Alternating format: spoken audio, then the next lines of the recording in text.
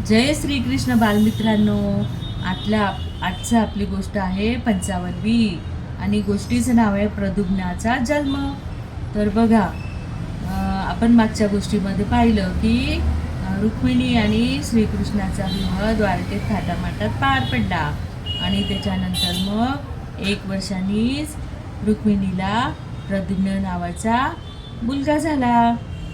तर हा मुलगा कोण होता माहिती आहे का तुम्हाला? जेव्हा कामदेव आणि रती यांनी प्रयत्न केला की सगळे देव मागे लागले होते की यांच्या पुत्रांनीच आमचा तो जो होता असुर, त्रिपुरासूर, तर याला मारायचा आहे आणि त्या शिवाचा पुत्रच तो मारू शकणार आहे. आणि त्यांनी त्राहिमाम करून ठेवलं होतं. म्हणून सगळ्या देवऋषी मागे लागले की यांची ध्यानभंग समाधी करा, कारण शिवशंकर हे ध्यान समाधीत होते. आणि मग यांचा विवाह नाही झाला, यांचं हे नाही झालं, तर मग पुत्र कार्तिकेय कसा होईल? आणि म्हणून मग त्यांनी सांगितलं की कामदेवा असं सगळं हिमालय सजवला होता आणि कामदेव आणि रती हे नृत्य गायन करून शिवशंकराची समाधी भंग केली. आणि मग समाधी भंग केली आणि जेव्हा समाधीतून ते जागृत झाले तेव्हा शिवशंकर चिडले, कोपले आणि त्यांनी त्या कामदेव जो होता त्या कामालाच त्यांनी भस्म करून टाकलं. आणि मग त्यांची जी पत्नी होती रती ही आक्रोश करायला लागली की माझ्या पतीला जिवंत करा. पण आता तर काम भगवंताचा तर रोष होता. आणि मग म्हणून त्यांनी सांगितलं की श्रीकृष्णाच्या पिढीमध्ये कृष्णाच्या 8व्या अवतारात श्रीकृष्णाचा अवतार होईल आणि त्याच्यामध्ये त्याच्या पोटी हा प्रद्युम्न जन्माला येईल. आणि मग म्हणून हा प्रद्युम्न रुक्मिणीच्या पोटी जन्माला येणार म्हणून खूप आनंदात होते सगळे. आणि सगळं डोहाळ जेवण वगैरे सगळ्या यांनी सुसज्ज केलं होतं. द्वारकावासी यांनी सगळे आनंदाच्या शिखरावर होते.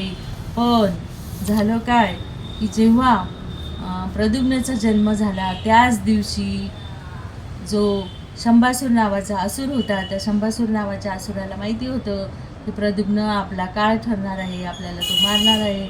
म्हणून त्यांनी श्रीवेश घेतला आणि तो द्वारकेत आला आणि द्वारकेतून 1 दिवसाच्या बाळालाच त्यांनी तिथूनच पसार केलं आणि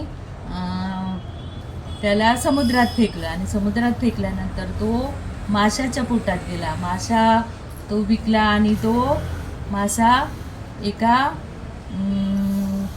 याच्या घरी गेला आणि त्याच्यातून ते सुंदर बाळ जिवंत निघालं. आणि हा असा शंभासुराचा सांभाळ केला. आणि मग हा शंभासूर नाही, प्रद्युम्नाचा सांभाळ केला. तर देवकी यांच्या समवेत भगवान श्रीकृष्ण तेथे उपस्थित होते. श्रीकृष्णांना सर्व वृत्तांत माहीत होता, परंतु त्यावेळी ते काहीच बोलले नाहीत. तेव्हा श्रीकृष्णाच्या इच्छेवरून देवर्षी नारद त्या ठिकाणी येऊन पोहोचले. नारदांनी सगळे रहस्य त्यांना उलगडून सांगितले. प्रद्युम्नाचे प्रसूतिगृहातून कसे अपहरण झाले होते, पुढे तो कसा मोठा झाला व आपली पत्नी मायावती हिच्याबरोबर येथे कसा पोहोचला याविषयी तंबूत हकीकत त्यांना समजली.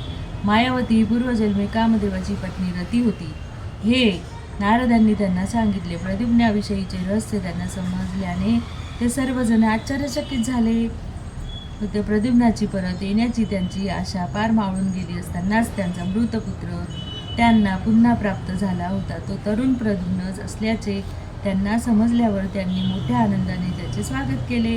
हा प्रद्युम्न एवढा सुंदर होता, कृष्णाचाच दुसरा अवतार, इतका सुंदर. कारण वसुदेव भगवान, श्रीकृष्ण भगवान, बलराम, रुक्मिणी देवी आणि कुटुंबातील सर्व स्त्री अशा सर्व कुटुंबीय मंडळींनी प्रद्युम्न व त्याची पत्नी मायावती यांना आलिंगन दिले.